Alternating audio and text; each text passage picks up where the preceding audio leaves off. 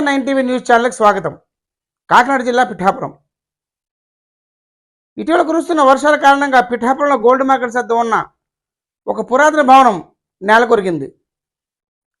అది అనేక దుకాణాలకు నిలయంగా ఉన్నది. అదృష్టవశాత్తు ఆ సమయంలో ఎటువంటి వ్యాపార లావాదేవీలు లేనందువల్ల మరి ఎవరు లేనందువల్ల పెను ప్రమాదం తప్పిందని ప్రజలు అనుకున్నారు.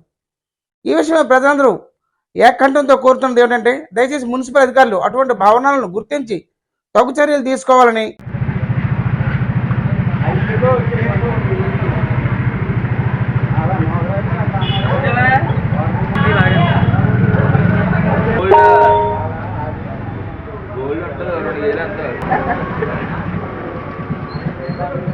ఏమైనా బయటపడ 15 నిమిషాలు తడుతుంది.